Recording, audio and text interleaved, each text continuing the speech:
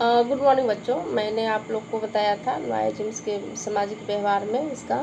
Noise का क्या effect पड़ता है, और मैं जो इसका कार्य निष्पादन का प्रभाव पर मैंने चर्चा किया था, और मैंने बताया था कि वातावरण या फिर ताप अथवा गर्मी पर इसका क्या प्रभाव पड़ता है। तो इसमें होता क्या है कि इसका जैसे कि मान लीजिए कि ताप या गर्मी का जो है प्रत्यक्षीकरण जो है मूल रूप से जो है इसका वातावरण या हमारे शरीर के तापमान को जो है पारस्परिक संबंध पर निर्भर करता है। हमारे शरीर के तापमान जो है सामान्यतः 37 डिग्री सेल्सियस के लगभग होता है, और जिसमें कि अत्यधिक वृद्धि जो है अत्यधिक वृद्धि कमी होने के कारण भी इसकी स्थिति में जो है विभिन्न प्रकार का जो है परिवेश के बीच में तापमान को जो है प्रभावित करने वाले कारक के अंतर्गत जो है हमारे जो है इसमें परिवेश में इसका फैला हुआ रहता है, और जीवन शैली पर भी प्रभाव इसका बहुत पड़ता है। दूसरी बात है कि ताप का दैहिक प्रभाव। यदि हम ताप का दैहिक प्रभाव पर बात करें तो इसमें ऊष्मा या फिर ताप का जो दैहिक प्रभाव जो है नियंत्रण क्रियातंत्र या के आसपास जो है अत्यधिक पड़ता है, जिसका नियंत्रण जो है हाइपोथैलेमस द्वारा होता है, और पर्यावरण तापमान में होने वाले किसी भी परिवर्तन के जो है प्रथम सूचना हमारी जो है त्वचा में विद्यमान ताप के जो है अति संवेदनशील तंतुओं के माध्यम से कोर्टेक्स में पहुंचती है, जिसके पश्चात जो है हमारे हाइपोथैलेमस की जो है तंत्रिका में उत्तेजन उत्पन्न हो जाती है, और तापमान के जो है अत्यधिक वृद्धि के कारण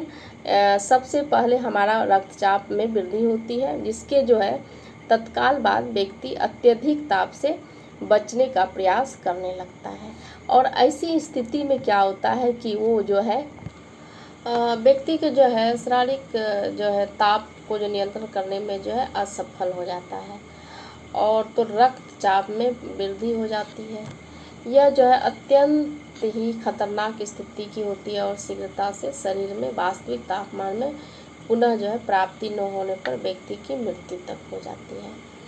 और दूसरा है ताप का जो है कार्य जो है निष्पादन पर भी पड़ता है, जैसे इसका ताप का जो है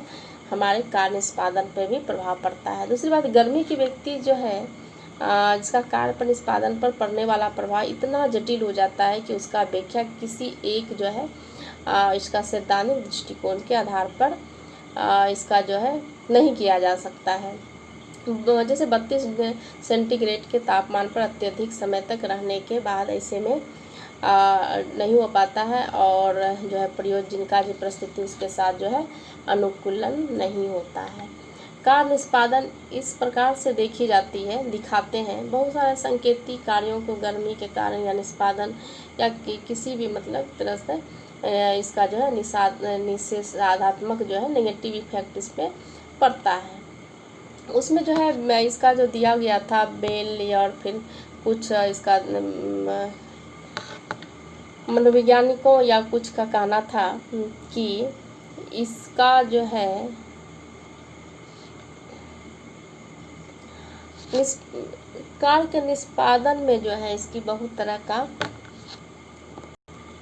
जैसे हम उदाहरण के तौर पर यदि बताएं कि इसकी यदि हम जैसे कि मध्य स्तरीय वस्त्र के साथ जो है जैसे कि उसमें जो है 45% की जो है आर्द्रता की स्थिति में प्राधिकांश लोग के लिए आराम की स्थिति जो है 24 डिग्री सेल्सियस या फिर 27 डिग्री सेल्सियस सेंटीग्रेड के जो है बीच होता है। इसी अधिक तापमान होने पर लोगों का जो है असुविधा होने लगती है।